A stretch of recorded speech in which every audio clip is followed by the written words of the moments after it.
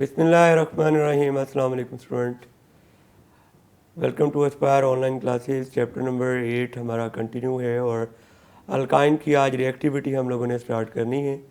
Last lecture में alkyne की physical properties तक हम लोग डिस्कशन कर चुके हैं। अल्काइन की रिएक्टिविटी के हवाले से अगर हम डिस्कस करें तो सबसे पहले हमें ये देखना है कि अल्काइन में सिंगल बॉन्ड है, डबल है या ट्रिपल बॉन्ड है।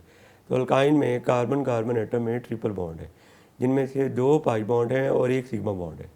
पाई बॉन्ड होने की वजह से अल्काइन भी रिएक्टिव है, लेकिन हमने ये देखना है क्या अल्कीन ज़्यादा रिएक्टिव हैं या अल्काइन ज़्यादा रिएक्टिव हैं। अब अगर अल्काइन में कार्बन कार्बन में ट्रिपल बॉन्ड है तो electron charge density 2 carbon atom के दरमियान बहुत ज़्यादा बढ़ जाएगी। Carbon carbon atom triple bond electronic charge density ज़्यादा होगी। जब ये इलेक्ट्रॉनिक चार्ज डेंसिटी ज़्यादा है, ये इलेक्ट्रॉन इन दोनों न्यूक्लियस को अपनी तरफ ज़्यादा अट्रैक्ट कर लेंगे, जिससे न्यूक्लियस जो है वो कार्बन एटम जो है वो एक दूसरे के करीब आ जाएंगे। और जब कार्बन एटम एक दूसरे के करीब आएंगे तो बॉन्ड लेंथ कम हो जाएगी। बॉन्ड लेंथ जब कम होगी तो बॉन्ड को ब्रेक करना मुश्किल होगा। लिहाजा अल्काइन कम रिएक्टिव है एज़ कम्पेयर टू अल्कीन, क्योंकि अल्कीन में एक ही पाई बॉन्ड था और इलेक्ट्रॉन चार्ज डेंसिटी इतनी ज़्यादा नहीं बढ़ी थी। बड़ी ज़रूर थी अल्केन की निस्बत, लेकिन इतनी नहीं बढ़ी थी। लेकिन पाई बॉन्ड बहुत वीक होता है तो वो आसानी से ब्रेक हो गया था।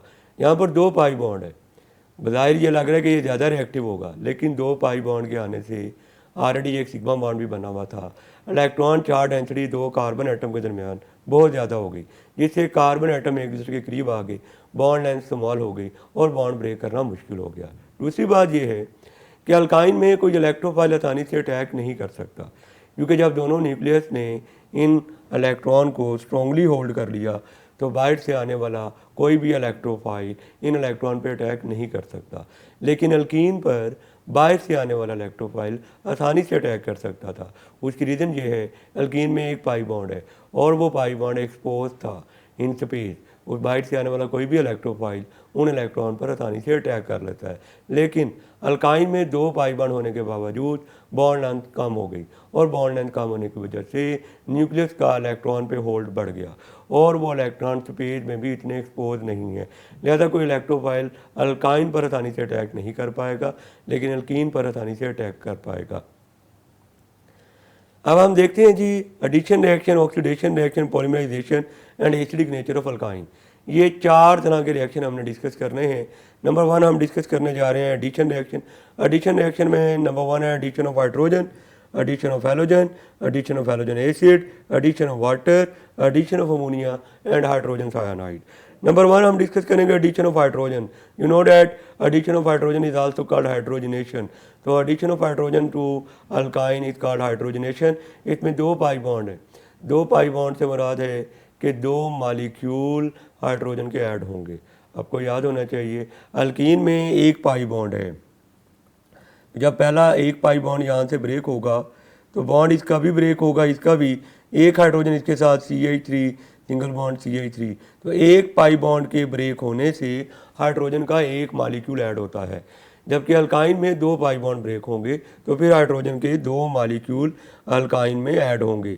यह आपके सामने ओवरऑल रिएक्शन है। पहले 1 बॉन्ड ब्रेक हुआ, यहाँ पर CH2 हो गया और ये भी CH2 हो गया, डबल बॉन्ड हो गया। फिर एक और बॉन्ड ब्रेक हुआ तो ये भी CH3 हो गया और CH3 हो गया। तो अल्काइन में 2 पाई बॉन्ड की वजह से हाइड्रोजन के 2 मालिक्यूल ऐड होंगे।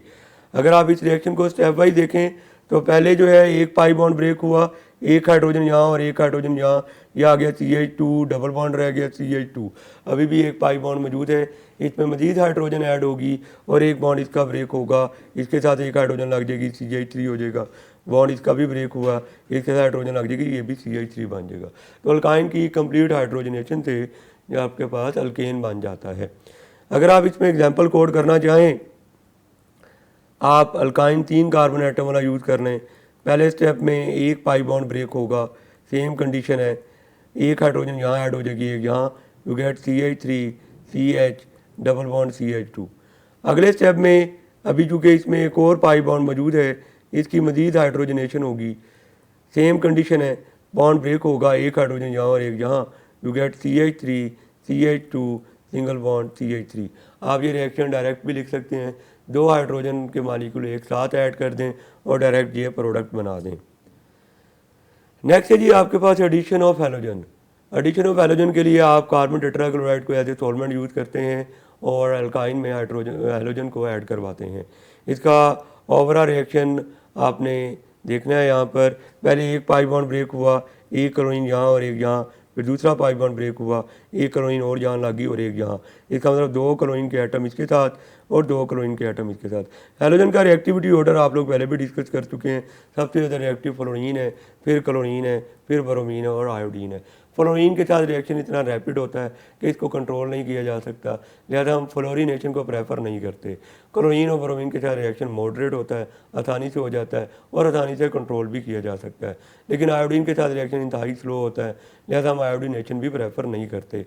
तो हम क्लोरीनेशन और ब्रोमीनेशन को प्रेफर करेंगे, जो ना तो इतना रैपिड है कि कंट्रोल ना किया जा सके, ना इतना स्लो है कि इकोनॉमिकल ना हो। लिहाजा हम क्लोरीनेशन और ब्रोमीनेशन को प्रेफर करेंगे। ये 2 स्टेप में, इसी को भी आप इस रिएक्शन को भी 2 स्टेप में देख सकते हैं। पहले एक बॉन्ड ब्रेक हुआ, एक क्लोरीन इसके साथ लग गई और एक क्लोरीन इसके साथ लग गई।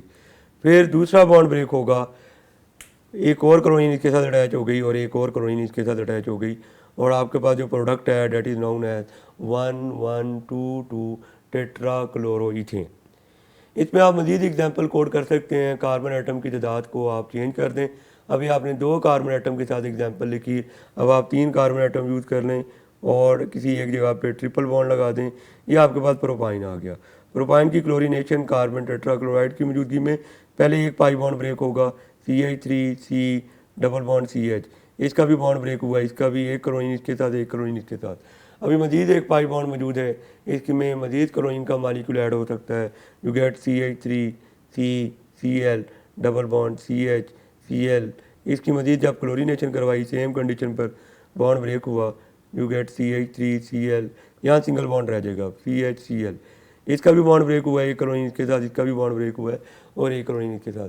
ये जो प्रोडक्ट बनेगा इसको हम नाम देंगे 1,1,2,2 टेट्राक्लोरोप्रोपेन। नंबर 3 है जी addition of halogen acid.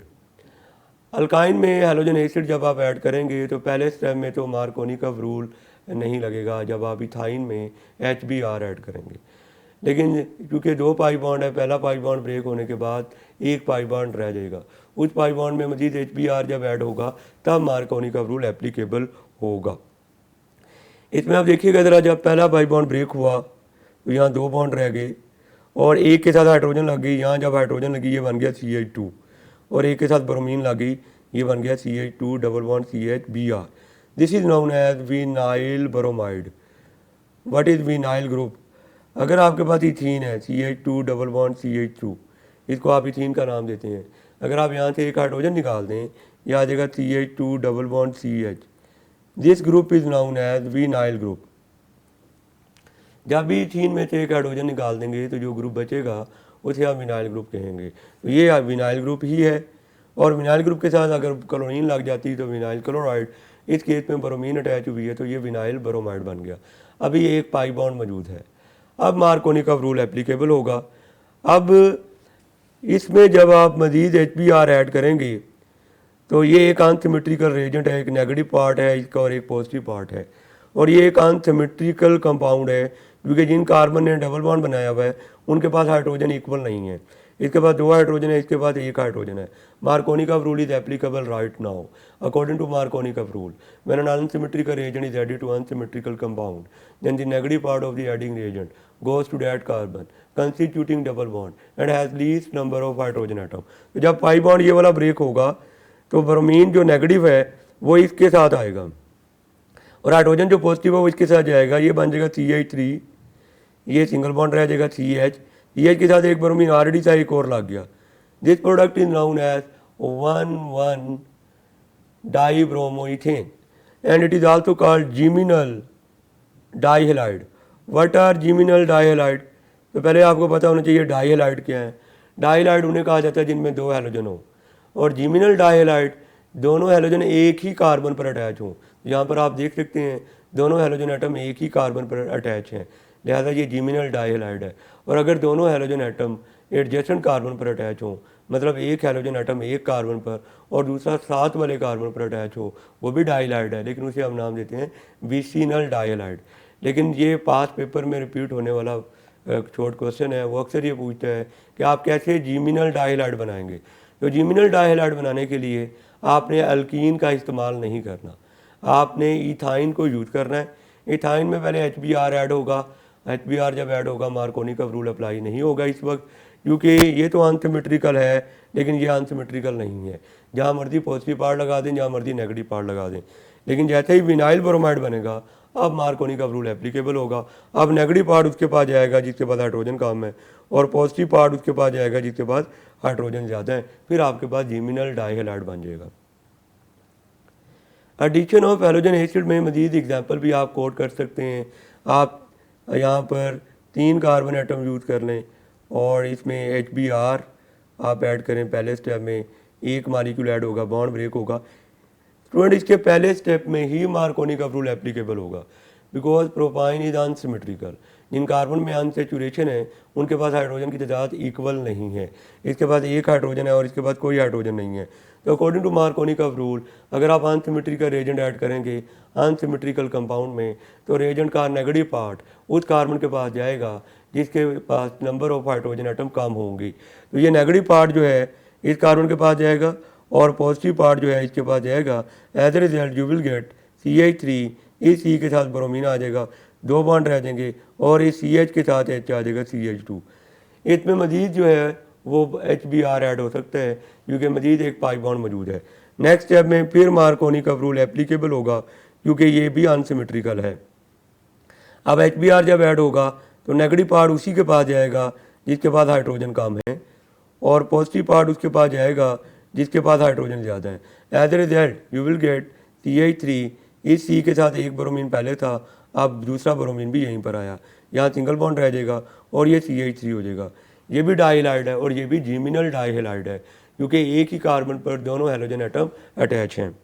Addition of water, alkyne में जब हम वाटर ऐड करेंगे तो अगर तो आप इथाइन में वाटर ऐड करेंगे तो मार्कोनी-कप रूल एप्लीकेबल नहीं होगा क्योंकि इथाइन सिमेट्रिकल है। हाँ अलबत्ता वाटर अनसिमेट्रिकल है, वाटर में एक पॉजिटिव एंड है और एक नेगेटिव एंड है। अब आप ये जो हाइड्रेशन करवानी है अल्काइन की, ये सल्फ्यूरिक एसिड और मर्क्यूरिक सल्फेट की मौजूदगी में होगी और यहाँ पर टेम्परेचर यूज़ करेंगे आप 80 डिग्री C। देखिएगा ज़रा वाटर का नेगेटिव पार्ट और ये वाटर का positive part. Water is unsymmetrical but ethyne is symmetrical, तो Markovnikov rule is not applicable. आप कहीं पर भी पॉजिटिव पार्ट लगा दें और कहीं पर भी नेगेटिव पार्ट लगा दें, पहला बॉन्ड ब्रेक होगा। यहाँ पर पॉजिटिव पार्ट अगर आप लगाएंगे ये CH2 रह जाएगा, डबल बॉन्ड रह जाएगा और CH के साथ आपने नेगेटिव पार्ट लगा दिया OH। This is called vinyl alcohol. अभी मैंने बताया कि ये विनाइल ग्रुप है। विनाइल ग्रुप क्या होता है? ये इथीन है। इथीन में से एक हाइड्रोजन अगर आप कम कर दें तो ये विनाइल ग्रुप बन जाता है। विनाइल ग्रुप के साथ जब OH लग जाएगा, स्टूडेंट यू नो वेल, जब ऑर्गेनिक कंपाउंड में OH आ जाए तो उसे हम अल्कोहल कहते हैं। तो this product is known as vinyl alcohol. Vinyl alcohol is also called enol. What does mean by enol? इन से मुराद होता है डबल बॉन्ड और ओल का वर्ड आया अल्कोहल के लास्ट से, हमने OL का वर्ड यूज़ कर लिया, ये ओल। इनोल से मुराद ऐसे अल्कोहल जिनमें डबल बॉन्ड आ जाए, और जितनी भी इनोल होती हैं वो अनस्टेबल होती हैं, वो अपनी रीअरेंजमेंट करके अपने आप को स्टेबलाइज करती हैं। और जितनी भी इनोल है वो अपने आप को जब रीअरेंजमेंट करती हैं तो वो कार्बोनाइल कंपाउंड बनाती हैं। वो एल्डिहाइड भी बना सकती हैं और कीटोन भी बना सकती हैं। ये जो हमारे पास इनोल है इसको मैंने रीअरेंजमेंट करके लिखा CH2 डबल बॉन्ड CH और ये OH को ओपन करके लिख दिया। ये बॉन्ड इधर शिफ्ट होगा तो इस कार्बन के 5 बॉन्ड हो जाएंगे। वो किस तरह? 2 बॉन्ड ये हैं, 2 ये बने हुए 4 और एक हाइड्रोजन के साथ बना हुआ है 5। कार्बन को एक बॉन्ड आगे शिफ्ट करना पड़ेगा। एज ए रिजल्ट ये बन जाएगा CH2 नेगेटिव। ये जब नेगेटिव होगा तो ये जो हाइड्रोजन निकला है पॉजिटिव की शक्ल में, ये पॉजिटिव हाइड्रोजन इस नेगेटिव के साथ आकर लग जाएगा, ये CH3 आ जाएगा, यहाँ सिंगल बॉन्ड रह जाएगा, C डबल बॉन्ड O हो जाएगा और H हो जाएगा। ये आपके पास बन गया एस्टल्डिहाइड, ये बन गया कार्बोनाइल कंपाउंड। अगर आप सेकंड एग्जांपल देखें, प्रोपाइन में वाटर ऐड करें तो प्रोपाइन जो है ये एक अनसिमेट्रिकल अल्काइन है। अगर इसमें जब आप वाटर ऐड करेंगे now Markovnikov-cup rule is applicable. अब मार्कोनी-कप रूल जो है वो एप्लीकेबल है। नेगेटिव पार्ट उसके पास जाएगा वाटर का जिसके पास हाइड्रोजन कम होंगी, और पॉजिटिव पार्ट उसके पास जाएगा जिसके पास हाइड्रोजन ज़्यादा होंगी। बॉन्ड ब्रेक होगा, नेगेटिव पार्ट जो है वो इस कार्बन के साथ जाएगा और पॉजिटिव पार्ट इस कार्बन के साथ जाएगा। यह आ जाएगा CH3 सिंगल बॉन्ड C, यहाँ रह जाएगा डबल बॉन्ड और इस CH के साथ पॉजिटिव आ गया CH2 और इस C के साथ OH लग गया। This is also enol. Why? इसमें भी एक डबल बॉन्ड है और एक OH ग्रुप है। OH ग्रुप की वजह से ओल का वर्ड आया और डबल बॉन्ड की वजह से इन का वर्ड आया और ये प्रोडक्ट हाईली अनस्टेबल है। ये अपनी रीअरेंजमेंट करेगा। रीअरेंजमेंट उसी तरह होगी, ये इसको हमने ज़रा ओपन करके लिख दिया OH, ये अपना बॉन्ड इधर शिफ्ट करवाएगा तो इस कार्बन के 5 बॉन्ड हो जाएंगे। 2 ये बने हुए हैं, ये भी 2 हो जाएंगे, 4 और 1 ये 5 बॉन्ड। इसको अपना बॉन्ड आगे शिफ्ट करवाना पड़ेगा। ये जब अपना बॉन्ड आगे शिफ्ट करवाएगा यहाँ नेगेटिव चार्ज आ जाएगा। इस नेगेटिव के साथ ये जो हाइड्रोजन निकला है पॉजिटिव की शक्ल में, हाइड्रोजन जो अपना बॉन्ड शिफ्ट करके निकला है वो हाइड्रोजन इस नेगेटिव के साथ लग जाएगा, ये बन जाएगा CH3 और ये बन गया कीटोन। कीटोन क्या होते हैं? जब कार्बोनिल कार्बन के दोनों तरफ कार्बन ही आ जाए तो इस कंपाउंड को हम कीटोन का नाम देते हैं। तो आपने देखा कि जब भी आप अल्काइन में वाटर ऐड करेंगे तो इनोल बनेगा और इनोल जो होते हैं वो अनस्टेबल होते हैं, वो अपनी रीअरेंजमेंट करके कार्बोनिल कंपाउंड बनाएंगे। वो कार्बोनिल कंपाउंड या तो एल्डिहाइड बनेगा या कीटोन बनेगा। इससे रिलेटेड पास पेपर में क्वेश्चन आया, how propyne is converted into acetone. तो प्रोपाइन को ये एसीटोन में कन्वर्ट करना है। तो सेम रिएक्शन जो भी हमने डिस्कस किया, प्रोपाइन में पहले आप वाटर ऐड करेंगे, आपके पास इनोल बनेगा, इनोल की रीअरेंजमेंट होगी और एसीटोन बन जाएगा। एडिशन ऑफ वाटर में अगर आप मज़ीद एग्जांपल्स की अंडरस्टैंडिंग करना चाहते हैं तो आपके पास ये इथाइन में जब आपने वाटर ऐड किया, कंडीशन वही है, मर्क्यूरिक सल्फेट, सल्फ्यूरिक एसिड और टेम्परेचर 80 डिग्री C। ये बॉन्ड ब्रेक हुआ, इसके साथ हाइड्रोजन लग गया, ये बन गया CH2, डबल बॉन्ड रह गया और CH के साथ OH लग गया। इसको अगर आप ओपन करके लिखते हैं H2C डबल बॉन्ड C, ये C के साथ OH है, OH को ओपन करके लिख दिया और इस H को भी हमने प्रोमिनेंट करके लिख दिया। ये अपनी रीअरेंजमेंट करेगा। जब ये अपनी रीअरेंजमेंट करेगा तो ये एल्डिहाइड में कन्वर्ट होगा क्या? ये हाइड्रोजन अपना बॉन्ड आगे शिफ्ट करेगा। जब ये बॉन्ड आगे आ गया इस कार्बन के 5 बॉन्ड हो जाएंगे। वो किस तरह? 2 ये 4 और 1 ये 5 बॉन्ड हो जाएंगे। कार्बन को क्या करना पड़ेगा? कार्बन को अपना एक बॉन्ड ब्रेक करना पड़ेगा। कार्बन ये बॉन्ड इधर शिफ्ट करेगा। जब इस कार्बन को बॉन्ड मिलेगा इस कार्बन पर नेगेटिव चार्ज आ जाएगा, जो गेट H2C पर नेगेटिव हो जाएगा, यहाँ सिंगल बॉन्ड रह जाएगा और कार्बन और ऑक्सीजन में डबल बॉन्ड आ गया। और ये हाइड्रोजन, जो हाइड्रोजन शिफ्ट हुआ है वो पॉजिटिव की शक्ल में शिफ्ट हुआ है, वो पॉजिटिव हाइड्रोजन इस नेगेटिव के साथ बॉन्डिंग करेगा। ये CH2 के बजाय अब ये CH3 बन जाएगा, ये एल्डिहाइड बन गया। ये कन्वर्जन का क्वेश्चन पास पेपर में ये भी पूछा जा चुका है कि इथाइन को इस एल्डिहाइड में कन्वर्ट करें, और ये आपकी एक्सरसाइज का भी क्वेश्चन है। लास्ट वन है जी addition of ammonia and hydrogen cyanide. Ammonia को जब आप ऐड करेंगे इथाइन में तो प्रोसेस थोड़ा सा आपने अंडरस्टैंड करना है। इस नाइट्रोजन के पास 3 हाइड्रोजन है, 1 2 एंड 3। ये इनमें से 2 हाइड्रोजन, ये 2 हाइड्रोजन इस कार्बन पर अटैक करेंगे, ये 2 बॉन्ड टूट जाएंगे। ये CH के बजाय अब ये CH3 बन जाएगा क्योंकि इसके साथ 2 हाइड्रोजन लग गई। यहाँ रह जाएगा सिंगल बॉन्ड और इसका ये कार्बन रह जाएगा। इस कार्बन का जो हाइड्रोजन है ये दूसरी हाइड्रोजन से मिलकर ये बना देगा H2 गैस। अब इस कार्बन के 2 बॉन्ड तो ये टूट गए थे और हाइड्रोजन भी निकल गया, इसका मतलब इस कार्बन के 3 बॉन्ड टूट गए। अब इसके 3 बॉन्ड को जस्टिफाई करेगा ये नाइट्रोजन, क्योंकि इस नाइट्रोजन के भी 3 बॉन्ड टूट गए, तो कार्बन और नाइट्रोजन जो है वो आपस में ट्रिपल बॉन्ड बना लेंगे। This product is known as methyl cyanide. अब है जी एडिशन ऑफ हाइड्रोजन साइनाइड। जब आप हाइड्रोजन साइनाइड ऐड करेंगे, ये हाइड्रोजन साइनाइड तो अनसिमेट्रिकल है, लेकिन जो आपने अल्काइन यूज़ किया वो अनसिमेट्रिकल नहीं है। यहाँ मार्कोनी-कफ रूल जो है वो एप्लीकेबल नहीं है। नेगेटिव पार्ट जहाँ मर्जी लगा दें, पॉजिटिव पार्ट जहाँ मर्जी लगा दें। ये बॉन्ड टूटेगा, इस तरफ आपने पॉजिटिव पार्ट लगा दिया, ये CH2 हो जाएगा और यहाँ पर 2 बॉन्ड रह गए, और CH के साथ आपने नेगेटिव पार्ट लगा दिया, CH नेगेटिव बन जाएगा। This is known as acrylonitrile और विनाइल साइनाइड। ये विनाइल ग्रुप है और इसके साथ साइनाइड आ गया। स्टूडेंट, ये अल्काइन के हमने एडिशन रिएक्शन डिस्कस किए हैं, इनके बड़े अच्छे तरीके से प्रैक्टिस कीजिएगा। कोई भी प्रॉब्लम हो पोर्टल पे शेयर करें। रिएक्शन की लिख कर प्रैक्टिस करनी है, देख कर प्रैक्टिस नहीं होती, इसकी बार बार लिखना है आपने ताकि आपके माइंड में अच्छी तरीके से ये बैठ जाए। नेक्स्ट लेक्चर तक के लिए स्टूडेंट अल्लाह हाफिज़, थैंक यू।